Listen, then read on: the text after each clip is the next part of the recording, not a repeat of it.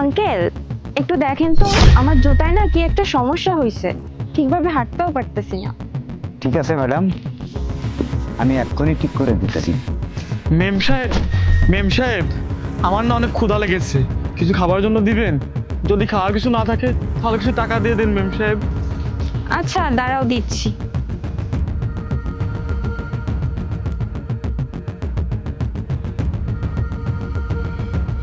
আরে 1000 টাকা, ধন্যবাদ মেম সাহেব।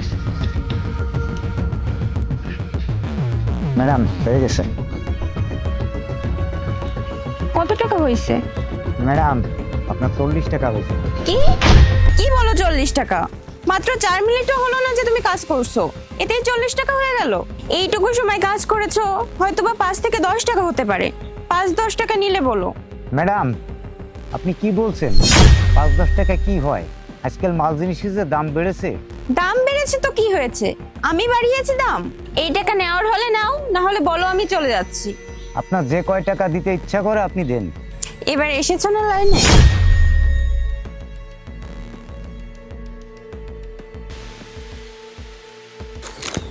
এই নাও।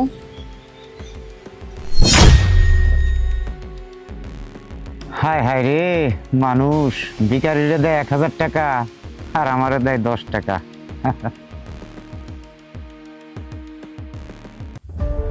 আরে আঙ্কেল, এটা কিভাবে ঠিক করে দিছেন?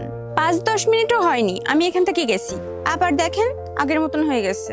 আপনি কিসের জন্য আমার কাছ থেকে টাকা নিয়েছিলেন? ঠিক আছে ম্যাডাম, আমি এক্ষুনি দেখতেছি। আপনি না এবার একটু ভালোভাবে ঠিক করে দেন, আর এবার আমি কোনো টাকা দিতে পারবো না। মেম সাহেব, মেম সাহেব, আমার অনেক ক্ষুধা লেগেছে, খাবার জন্য কিছু দিবেন কি? খাবার জন্য তো আমার কাছে কিছুই নেই। আচ্ছা তোমাকে না একটু আগে টাকা দিলাম খাওয়ার জন্য, সেই টাকা কি করছো? মেম সাহেব, ওই টাকা দিয়ে তো আমার পরিবারকে খাবার কিনে দিয়ে আসছি, ওরা না অনেকদিন ক্ষুধার্ত ছিল। মেম সাহেব, এবার আমাকে খাওয়ার জন্য কিছু দেন। আরে বেচারা, অনেক ক্ষুধা লেগেছে তাই না? দাঁড়াও আমি তোমাকে আবার টাকা দিচ্ছি। আরে মেম সাহেব, কেন এদেরকে টাকা দিচ্ছেন? কেন এদের অভ্যাস খারাপ করতেছেন? ও এখন আপনার কাছে থেকে টাকা নিয়ে খাবার খাবে না, ও এখন নিয়ে মদ খাবে। তাতে তোমার কি? টাকা কি তুমি দিচ্ছ? আর যদি এই টাকা তোমাকে দিতাম তাহলে তো তুমি অনেক খুশি হয়ে যাইতে। আরে সত্যি কথা হলো যে এই লোকটার কাছে কোনো কাজ কাম নেই, আর যদি ও ভিক্ষা করে কিছু টাকা পায়ও, তাতে তোমাদের মতো লোকেদের কি সমস্যা হয়? আরে মেম সাহেব, ওদের কাজ করার ইচ্ছা নাই, এই জন্য আপনার কাছে থেকে ভিক্ষা করতেছে। যেখানে এরা পরিশ্রম ছাড়াই টাকা পাচ্ছে, তবে এরা কেন কাজ করবে? ম্যাডাম, কারো যদি কাজ করার ইচ্ছা থাকে তাহলে এরা কোথাও না কোথাও খুঁজে নেয়, কিন্তু এরা তো শুধু ফ্রি টাকা ইনকাম করার ধান্দায় থাকে। হ্যাঁ হ্যাঁ, তুমি তো বলবেই তোমার এসব বাহানার বিষয়, কারণ তোমার কাছে তো তোমার ব্যবসা আছে, আর তোমার কাছে নিজের কাজ আছে বলে তুমি এত জ্ঞান দিচ্ছ। আর ওই বেচারাকে দেখো, নিশ্চয়ই কোনো কাজ পাচ্ছে না, এই জন্য ভিক্ষা করছে। এতে তোমার এত জ্বলছে কেন? আমি তো কিছুই বুঝতে পারছি না। ঠিক আছে ম্যাডাম, আপনার টাকা, আপনি যেটা মনে করেন সেটা করেন। এ নাও তো তুমি। ধন্যবাদ ম্যাডাম। আর তুমি অন্যকে জ্ঞান দেওয়ার আগে নিজের কাজ আগে ঠিক করে করো। আচ্ছা ঠিক আছে। কে জানি কিভাবে জুতা ঠিক করছিল, 5 মিনিটও হয়নি হেঁটেছি, খারাপ হয়ে গেছে। হয়ে গেছে ম্যাডাম। এবার ভালো করে ঠিক করেছো তো? হ্যাঁ ম্যাডাম। আচ্ছা ঠিক আছে। ম্যাডাম আমার টাকাটা তো দিয়ে যান। টাকা? কিসের টাকা? একটু আগেই না জুতা ঠিক করলাম, নষ্ট হয়ে গেল, এখন আবার কিসের টাকা? আর আমি তো তোমার শুরুতেই বললাম এবার কোনো টাকা দিতে পারবো না। ম্যাম সাহেব, আমি তো কষ্ট করেছি, আমার পরিশ্রমের টাকাটা তো দেওয়া উচিত। যেখানে ওই ভিখারিকে 2-3 বার টাকা দিয়েছেন, আমার কষ্টের মজুরি টাকাটা কি দিবেন না?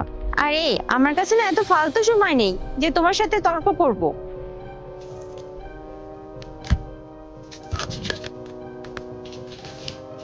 এই নাও ধরো। ম্যাডাম এতে 1000 টাকার নোট, এটা তো আমার কাছে খুচরা নেই। আরে আমি এখন খুচরা টাকা কোথা থেকে আনবো? আমি কি তোমার কর্মচারী যে যা বলবে তাই করব?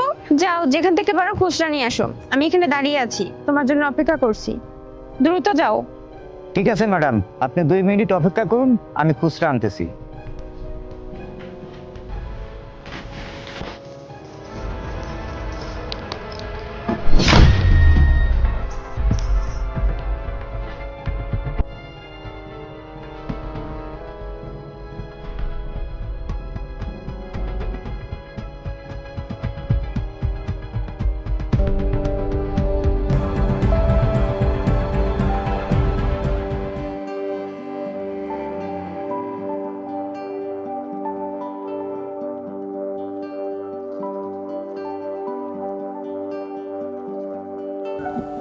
এই নেন মেম সাহেব, আপনার টাকাটা খুচরা করে নিয়ে আসছি।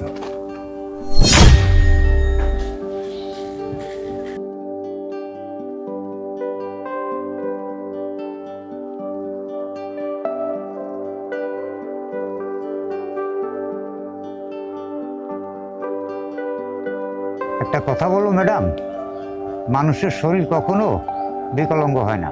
মানুষ বিকলাঙ্গ হয় তার বুদ্ধির কারণে। যে মানুষের কর্ম করার ইচ্ছা থাকে সে কখনো ভিক্ষা করে খেতে পারে না।